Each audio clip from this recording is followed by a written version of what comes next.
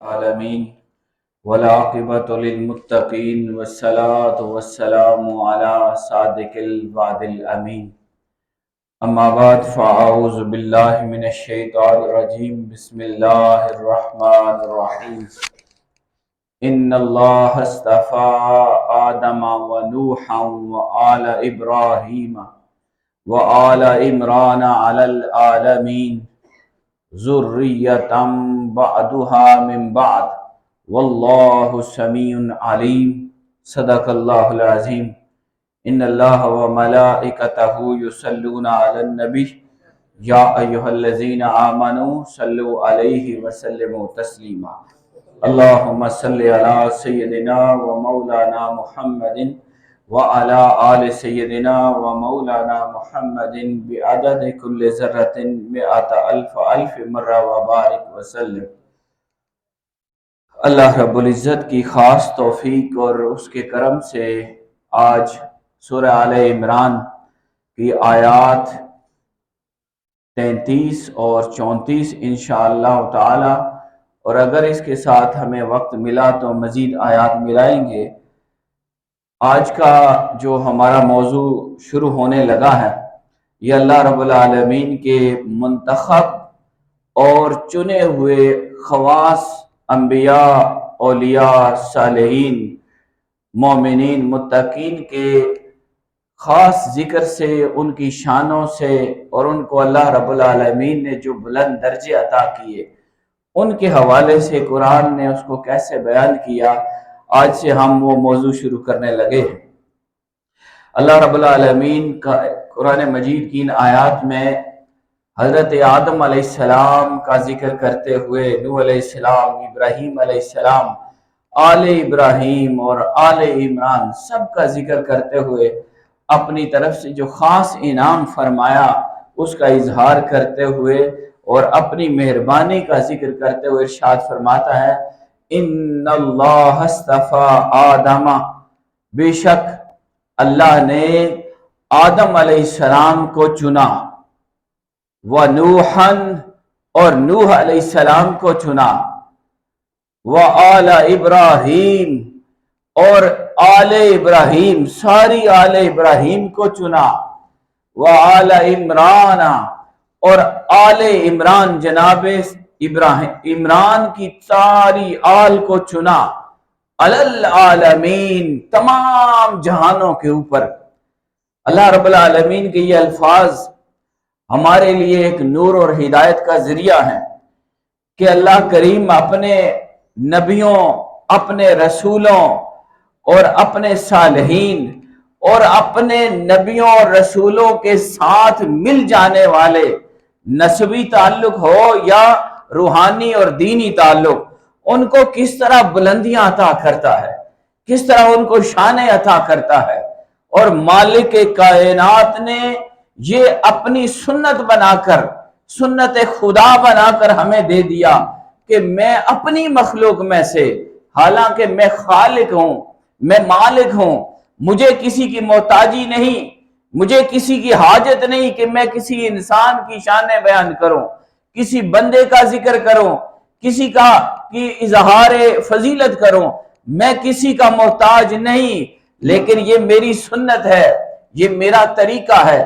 کہ میں جس کو چن لیتا ہوں، جسے میں اپنا بنا لیتا ہوں، پھر اس کی میں شان خود بیان کرتا ہوں۔ تو یہاں اللہ کریم نے حضرت آدم علیہ السلام کا ذکر کیا جو ہمارے تمام مخلوقات، تمام انسانوں کے والد ہونے کا درجہ حاصل ہے، ان سے مخلوق چلی اور اللہ نے ان کی بھی شان بیان کی، ان کا نام لیا۔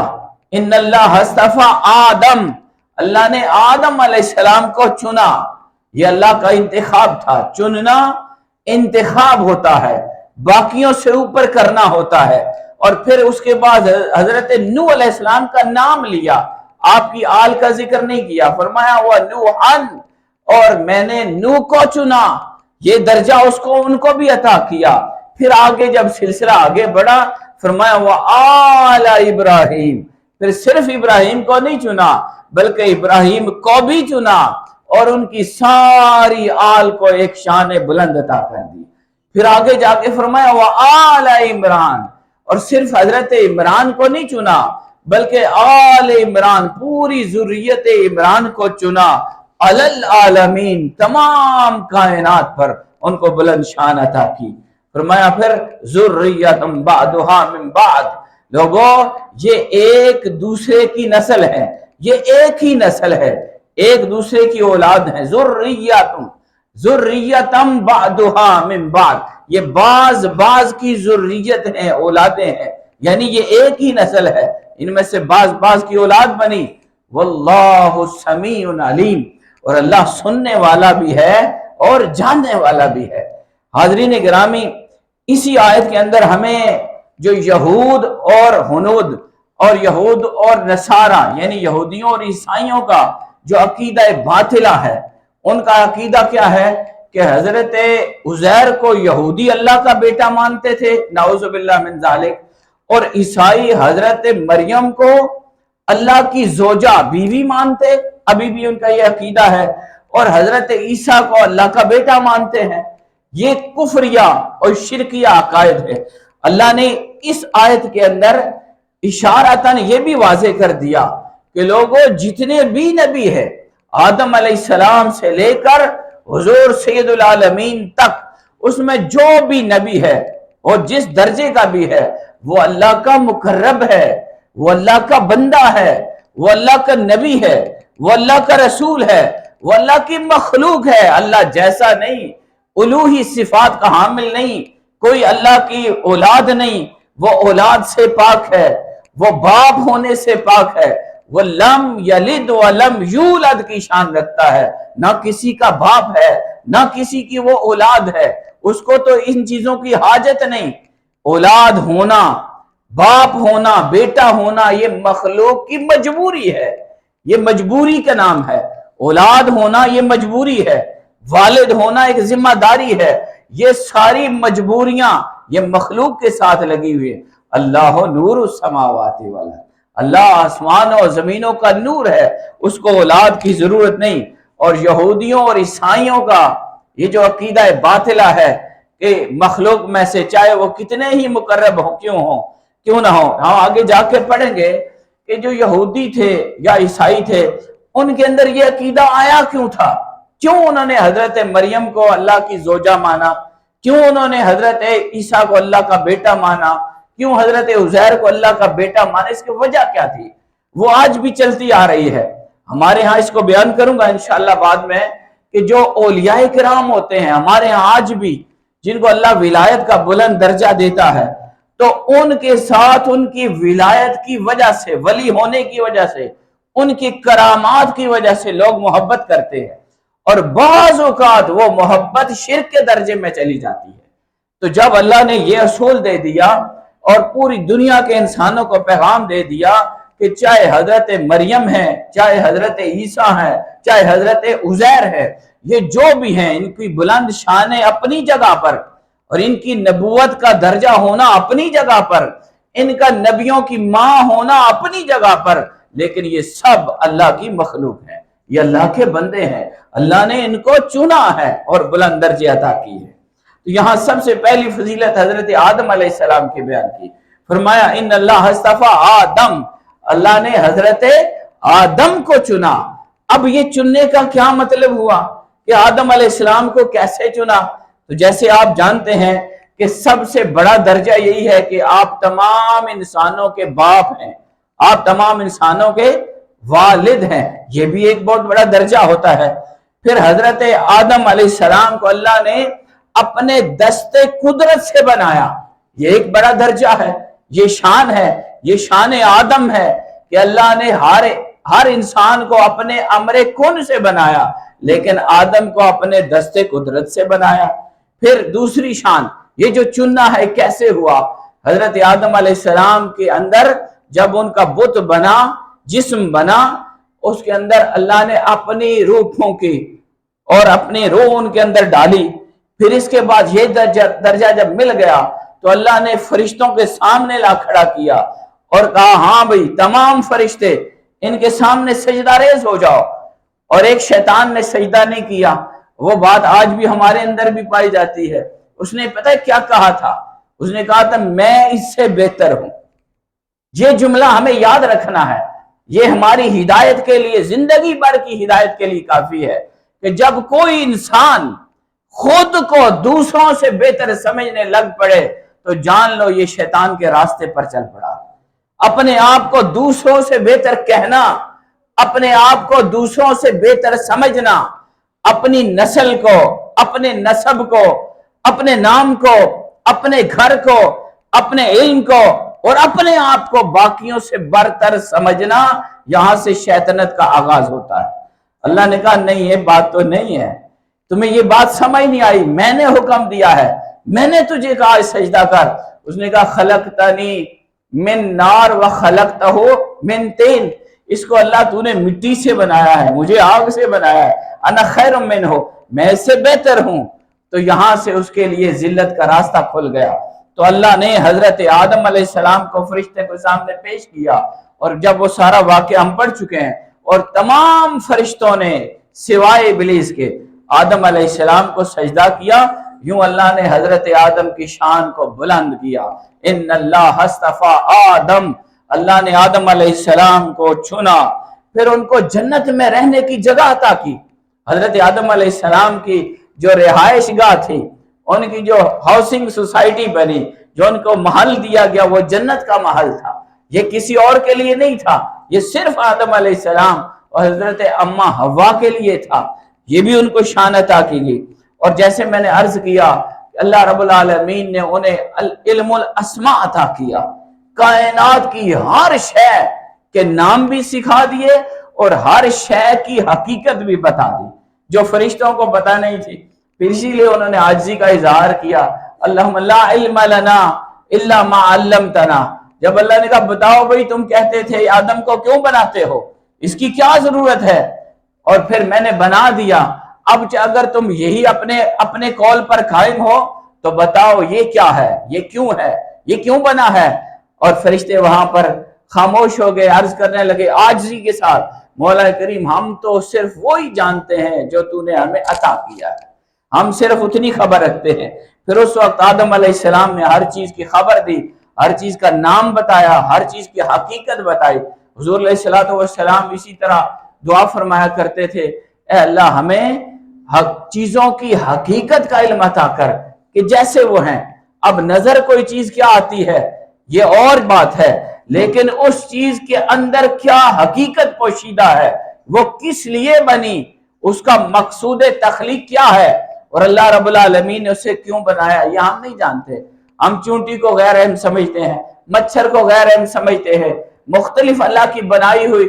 ہمارے اندر تو اس طرح کی خرابی ہے کہ ہم اپنے بھائی کو غیر اہم سمجھتے ہیں، ہم اپنے پڑوسی کو غیر اہم سمجھتے ہیں، ہم تو کسی کو سمجھتے ہی نہیں، جبکہ اللہ رب العالمین کا یہ طریقہ، ساری شے اللہ رب العالمین نے بنائی ہے، اور ہر شے کے پیچھے حکمت ہے، راز ہے، اور اس کے اوپر بے شمار باتیں ہیں جو خدائی بنانے والا جانتا ہے۔ اسی لیے دعا سکھائے گی، اے اللہ ہمیں، اللہم ارنی حقائق الاشیاء، اے اللہ ہمیں چیزوں کی حقیقت کا علم دے دے۔ اسی لیے یہ باتیں آگے چلتی ہیں، تصوف کی لمبی بات ہو جاتی ہے کہ جب تک انسان کو پتہ نہیں ہوتا تو وہ اعتراض کرتا ہے، جب تک علم نہیں ہوتا۔ کیف تصبر علی ما لم تحط بہ خبرا، موسیٰ علیہ السلام اپنے حضرت خضر کے اوپر اعتراض کیوں کیا تھا؟ دونوں سفر کر رہے تھے، کبھی وہ کشتی کو توڑ دیتے، کبھی وہ ان لوگوں کی دیوار بنانے لگ پڑتے جنہوں نے ان کو رہنے کی جگہ نہیں دی تھی، اور کبھی ایک ہنستے کھیلتے معصوم بچے کی گردن مروڑ کر انہوں نے مار دیا۔ تو اس بات پر موسیٰ علیہ السلام بول اٹھے، اعتراض کیا۔ قرآن اس کو یوں بیان کرتا ہے، معترض، اعتراض کرنے والا اور نکتہ نکالنے والا اور نہ ماننے والا، اور جو منکر ہوتا ہے اس کے پیچھے جہالت ہوتی ہے، وہ جانتا نہیں کہ چیز کی حقیقت کیا ہے، اسے پتا نہیں کہ اس کے اندر کشتی کو کیوں توڑا گیا، موسیٰ علیہ السلام کو خبر نہیں تھی، دیوار کیوں بنائی گئی موسیٰ علیہ السلام کے علم میں نہیں تھا، اور بچے کو کیوں مارا گیا یہ بات موسیٰ علیہ السلام کے علم میں نہیں تھی۔ اس کو قرآن نے کہا کیف تصبر، وہ بندہ صبر کیسے کرے अला मा लम तुहित बिही खुबरा, जिसको उस बात की खबर ही नहीं। तो यूं अल्लाह रब्बुल आलमीन ने आदम अलैहिस्सलाम को हर चीज की हकीकत भी बताई, अस्मा बताए, इल्म व फजल अता किया। और इस तरह इन्नल्लाह हस्तफा आदम, अल्लाह ने आदम अलैहिस्सलाम को फजीलत अता की। और यहाँ से बड़ा खूबसूरत नुक्ता एक मुफस्सिर ने बयान किया कि ये अल्लाह का तरीका है कि जब वो अपने किसी बंदे को चुन लेता है तो फिर उसके साथ निस्बत रखने वाली हर शय को इज्जत अता कर देता है। वो अर्ज करते हैं, फरमाते हैं, इस पर मेरी दलील ये है, वो कहते हैं कुरान ने ही कहा है वलक़द करमना बनी आदम, और हमने आदम के बेटों को भी फजीलत अता कर दी। औलाद करमना बनी आदम से क्या मुराद है? आदम अलैहिस्सलाम की औलाद को भी अल्लाह ने कहा हमने सारी चीजों पर फजीलत अता कर दी, और बेशक हमने आदम को भी इज्जत दी। वलक़द करमना बनी आदम, आदम को भी इज्जत मिली और आदम की औलाद को भी इज्जत मिली। वहमलनाहुम फिल बर्रि वल बहर, और हमने उन्हें खुश्की और तरी यानी सहराओं और शहरों और समंदर और दरियाओं में उनको हमने सवारियां अता की। और फिर फरमाया वरज़क़नाहुम मिनत तय्यिबात, और हमने उन्हें पाकीज़ा रिज़्क़ अता किया। वफ़द्दलनाहुम, और इनको हमने फजीलतें अता की। अला कसीरिम मिम्मन खलक़ना तफ़दीला, जितनी भी हमने अपनी मखलूकात बनाई थी उन सब पर हमने आदम और उसकी औलाद को फजीलत अता कर दी, और ऐसी फजीलत अता कर दी कि बरतरी वाली फजीलत। अब कायनात सारी एक तरफ है और हजरत इंसान एक तरफ है, आपका मकाम एक तरफ है, और हमें अपने मकाम को समझना चाहिए। इसी तरह आगे अल्लाह रब्बुल आलमीन ने फरमाया व नूहन, और हमने नूह अलैहिस्सलाम को भी इज्जत अता की, फजीलत अता की, चुना और उनको बड़ा दर्जा अता किया। जो नूह अलैहिस्सलाम थे, आपने उनके बारे में सुना है कि वो 950 साल तक अल्लाह की मखलूक को अल्लाह का दीन सिखाते रहे, दावत हक देते रहे। उन्हीं को दर्जा रिसालत में पहला हासिल है, यानी वो पहले रसूल थे। रिसालत का पहला दर्जा जनाब हजरत नूह अलैहिस्सलाम को मिला, और तमाम रूए जमीन की तरफ वो रसूल बनकर, पहले रसूल बनकर आए थे। और फिर इसी तरह हर तरफ बुत परस्ती थी, लोग खुदा को नहीं मानते थे, तो अल्लाह रब्बुल आलमीन ने उनकी जिम्मेदारी लगाई, और इसीलिए उनके नाम के साथ आदम सानी का लफ्ज बोला जाता है कि वो सिर्फ नूह अलैहिस्सलाम नहीं थे बल्कि आदम सानी। क्या मतलब कि 950 साल उन्होंने अल्लाह की मखलूक को दीन हक सिखाया, लेकिन चंद लोग मुसलमान हुए, फिर आपने बद्दुआ की और अक्सरियत वो सारी जो है वो तबाह बर्बाद हुई, और फिर वही लोग बचे जो आपके साथ जुड़ गए थे, वही लोग बचे जो आपकी कश्ती में सवार हुए, जो आपके साथ जुड़े, और आपकी वो जुर्रियत थी, औलाद थी, और उनको अल्लाह रब्बुल आलमीन ने फिर आइंदा आने वाली क़यामत तक जितनी भी मखलूक थी उनकी आबा होने का, अजदाद होने का शर्फ अता किया। ये सारी फजीलतें जनाब नूह अलैहिस्सलाम को मिली।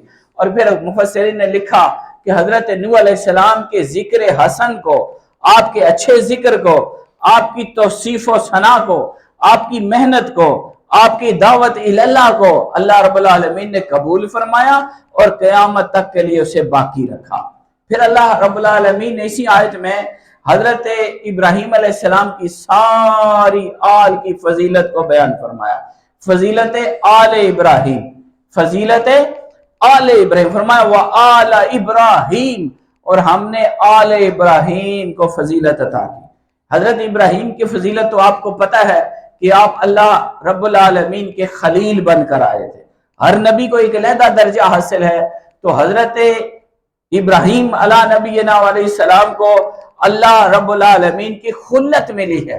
खलील होना ये करीब तरीन दोस्ती, जो सबसे आला अजीम दर्जा है दोस्ती का, खलील और रहमान।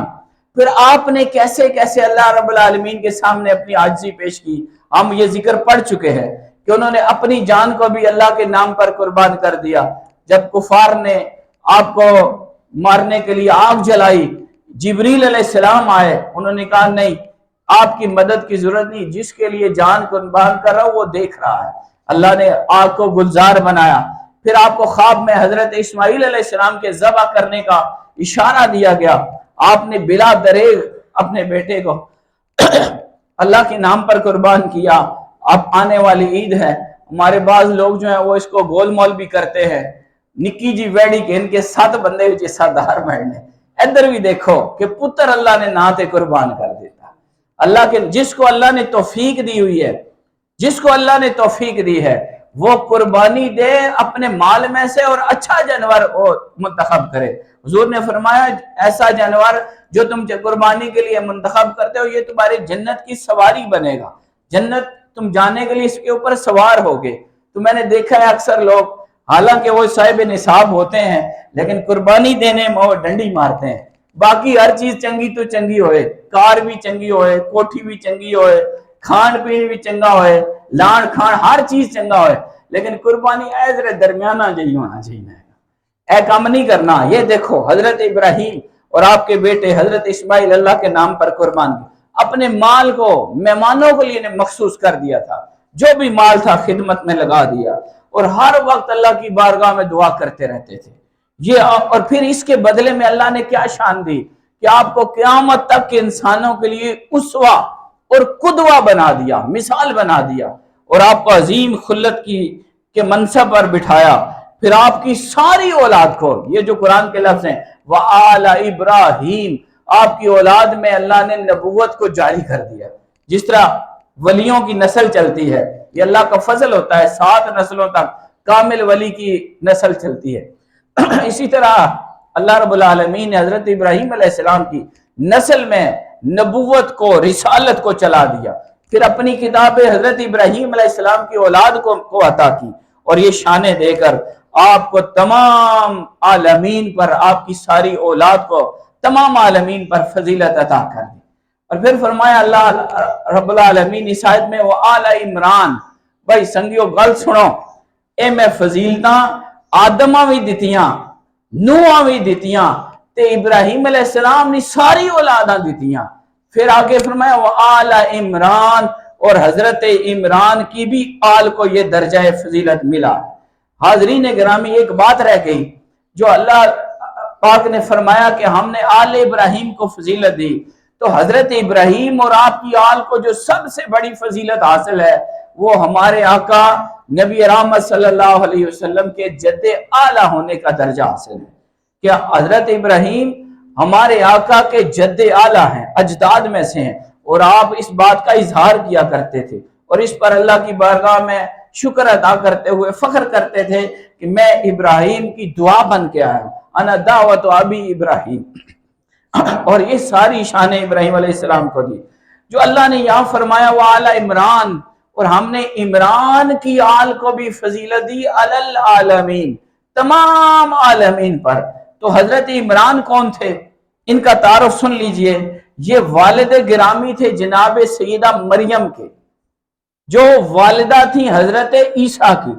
عیسیٰ علیہ السلام کے نانا کا نام حضرت عمران ہے۔ ایک اور روایت بھی ہے موسیٰ علیہ السلام اور ہارون علیہ السلام کے والد کا نام بھی عمران تھا، لیکن مفسرین نے متفقہ لکھا کہ یہ جس شخصیت کا ذکر ہے عمران، یہاں عمران سے مراد حضرت مریم کے والد اور جو حضرت عیسیٰ کے نانا تھے ان کی شان کو یہاں اللہ بیان فرماتا ہے کہ ہم نے ان کو بھی فضیلت عطا کی اور ان کی ساری اولاد کو فضیلت دی۔ اب جو اولاد کی فضیلت ہے اس میں اشارتاً آج بات کرتا ہوں، اور بہت ہی خوبصورت ذکر یہ شروع ہو رہا ہے، انشاءاللہ اگلے جمعہ کو اس کی تفصیل بیان کریں گے کہ آپ کی اولاد کو کیسے فضیلت ملی، کہ حضرت مریم کی پیدائش کیسے ہوئی تھی۔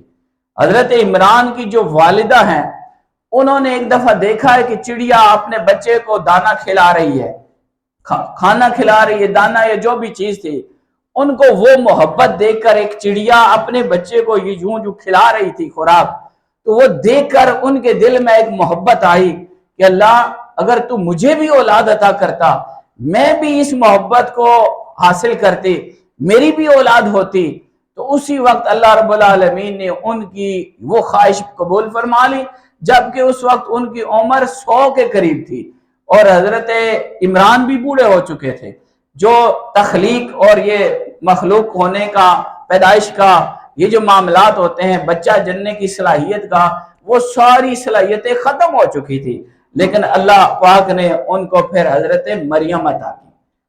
یہ بڑی مختلف بات ہے، اور یہاں سے ہی اللہ پاک نے ہمیں یہ پیغام دیا کہ میں مالک کائنات ہوں، قدرت اور شان رکھتا ہوں، چاہوں تو کسی کو اسباب کے ساتھ عطا کر دوں اور چاہوں تو بغیر اسباب کے عطا کرتا ہوں، مجھے کسی کی محتاجی نہیں۔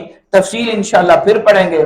پھر حضرت مریم کو انہوں نے اللہ کے نام پر خدمت کے لیے ہیکل سلیمانی کے لیے جو بیت المقدس ہے وہاں دے دیا تھا۔ یہ نیت کی تھی کہ اللہ میرے پیٹ میں جو بھی اب تو نے مجھے بچہ عطا کیا ہے میں اس کو تیرے نام پر تیرے گھر کی خدمت کے لیے پیش کروں گی۔ تو جب وہ پیدا ہوئی تو وہ بچہ نہیں تھا بلکہ بچی تھی۔ یہ ایک بڑی مختلف بات ہے۔ پھر انہوں نے وہ اپنی بیٹی اس اللہ کے گھر کے لیے خدمت کے لیے پیش کی، تو اللہ پاک نے ان کی یہ منت اس طرح قبول کی کہ جب بھی حضرت زکریا ان کے پاس جاتے تو بے موسم کے پھل ان کے پاس موجود ہوتے، گرمی میں سردیوں کے پھل اور سردیوں میں گرمیوں کے پھل، نعمتیں موجود ہوتی، جبکہ ان کے کمرے تک جو محراب ہے کمرہ وہاں تک کوئی اور بندہ جا ہی نہیں سکتا تھا، صرف حضرت زکریا جو آپ کے خالو بھی تھے وہ جا سکتے تھے وہاں۔ وہ جب جاتے تو دیکھتے کہ بڑی برکت ہے، لنگر چل رہا ہے حضرت مریم کا۔ کیا چل رہا ہے؟ لنگر۔ وہاں پر نعمتیں موجود ہیں، یہ اشاراتی بات کی ہے، سمجھ ہے۔ تو وہاں پر جا کر وہ حیرانگی کے ساتھ پوچھتے تھے مریم انا لک ھذا، یہ کدھر سے آیا؟ تو وہ آگے سے جواب دیتی ہوا من عند اللہ، یہ اللہ کا فضل ہوتا ہے۔ لنگر جہاں چلے نا اتنے پریشان نہ ہویا کرو۔ اصل کو کئی بندے پوچھنے یہ کس طرح سسٹم چلنا پیا، یہ تنخواہ آئے خرچے، یہ بندہ کوئی نہیں چلا سکنا ہے، وہ خود ہی چلانے والا ہے۔ آخر میں اللہ پاک فرماتے ہیں ذریۃ بعضھا من بعض، یہ جن کی شانیں میں نے بیان کی ہے نا، یہ جو آدم کی فضیلت ہے، نوح کی فضیلت ہے، یا آل ابراہیم سب کی فضیلت میں بیان کر رہا ہوں، عمران کی ساری آل کو میں نے چن لیا ہے تمام عالمین پر، یہ ذریۃ بعضھا من بعض، یہ ایک ہی نسل ہے اور ایک دوسرے کی اولاد ہیں، یہ بعض کی اولاد ہیں۔ واللہ سمیع علیم، بے شک اللہ سننے والا بھی ہے اور جاننے والا بھی ہے، اللہ کو ہر بات کا علم ہے۔ اس لیے ہم نے یہ بات سمجھنی ہے ساری کلام میں، ساری گفتگو کے بعد، کہ اللہ رب العالمین جس کو بھی فضیلت عطا کرے اور جس کو درجہ فضیلت پہ بٹھائے تو یہ اس کا اپنا ذاتی اختیار ہے، اور اسی کو اللہ نے بیان کیا استفا، چنا۔ اب چننے کا حق اللہ نے خود اپنے پاس رکھا ہے اور اللہ خود چنتا ہے۔ یا اس کو دوسری طرح آپ سمجھیں کہ اگر دیکھیں کہ کسی کو یہ ایک منصب ملا ہے تو آپ یہ جان لیں کہ یہ منصب اللہ نے اس کے لیے اسباب مہیا کیے اور یہ اسباب اس کے لیے بنائے گئے، پھر جا کے وہ اس منصب پر بیٹھا۔ پھر دوسری بات ہم نے اس سے یہ سیکھی کہ اللہ جس کو درجہ فضیلت عطا کرتا ہے پھر اس کی شانوں کا اظہار کرتا ہے، اس کی بلند شانوں، ان کے درجات، ان کے مقامات، ان کی فضائل، ان کی کرامتیں، ان کے معجزات بیان کر کے لوگوں کے سامنے ان کی فضیلت کو دکھاتا ہے کہ دیکھو میں نے اس کو چنا ہے، یہ درجہ عطا کیا ہے۔ جو آیت کے آخر کا حصہ میں نے پڑھا، اللہ پاک فرماتا ہے یہ بعض کی اولاد ہیں، بعض کی اولاد ہیں۔ یہاں سے وہ یہودیوں اور عیسائیوں کے اس عقیدے کا بھی رد ہو جاتا ہے کہ جس میں وہ اللہ رب العالمین کے ساتھ عیسیٰ علیہ السلام کو، مریم علیہ السلام کو، حضرت عزیر کو اللہ کا بیٹا اور زوجہ مانتے تھے۔ اللہ نے کہا نہیں، یہ بات نہیں، یہ عقیدہ غلط ہے، ان کی شانیں بڑی اونچی ہیں، درجہ اونچا ہے، اور یہ یاد رکھنا یہ ایک دوسرے کی اولاد ہیں، یہ نسل آدم میں سے ہیں، یہ مخلوق ہیں، یہ اللہ کے بندے ہیں۔ ہاں یہ علیحدہ بات ہے کہ اللہ نے ان کو یہ شانیں دی ہیں، یہ ایک دوسرے کی خصوصیات رکھتے۔ ذریۃ بعضھا من بعض کی بہت خوبصورت تفسیر ہے۔ یہاں مفسرین فرماتے ہیں، اللہ فرماتا ہے یہ جو ذریت حسنہ ہے، یہ جو ایک خوبصورت شجرہ کاملہ، شجرہ طیبہ چلتا ہے، نیکوں کی اولاد ایک دوسرے کی اولاد بنتی جاتی ہے، تو اللہ ان کے اندر وراثت اخلاق بھی چلاتا ہے، ان کے اندر اچھی عادات بھی چلاتا ہے۔ وہ جو بڑوں کی خصوصیات ہوتی ہیں وہ بھی ان کے اندر ٹریول کرتی ہیں، اور ان کے خون کے اندر اچھائیوں کو، اخلاق کو، خوبیوں کو، نیکیوں کو اور اللہ رب العالمین کے ساتھ محبت کو چلایا جاتا ہے۔ اسی لیے یہاں اللہ فرماتا ہے ذریۃ بعضھا من بعض، یہ بعض کی ذریت ہیں۔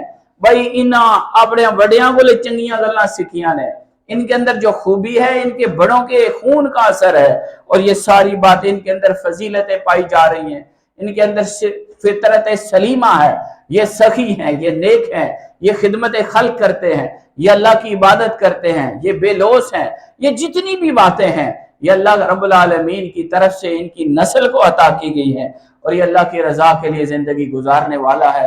اور فرمایا واللہ سمیع علیم، بے شک اللہ سننے والا ہے، تم جو بھی بولتے ہو، تم زبان سے بولو اللہ اس کو بھی سنتا ہے، تم دل میں کوئی بات کرتے ہو خدا اس کو بھی سننے والا ہے، اور ساتھ فرمایا علیم، اور وہ جانتا ہے تمہاری زبان پر یہ لفظ کیوں آیا، تمہارے دل میں یہ سوچ کیوں آئی۔ اللہ رب العالمین کا علم کلی ہے، اور ہر چیز پر اس کا علم کامل غالب ہے، اور اللہ کو ہر شے کا علم ہے۔ اللہ رب العالمین کی بارگاہ میں دعا ہے مولا کریم ہمیں قرآن مجید کی ان تعلیمات پر عمل کی توفیق عطا فرمائے، اور اپنے منتخب اور چنے ہوئے لوگوں کے ساتھ ہمیں محبت، عقیدت اور اتباع کا تعلق عطا فرمائے۔ وما علینا الا البلاغ۔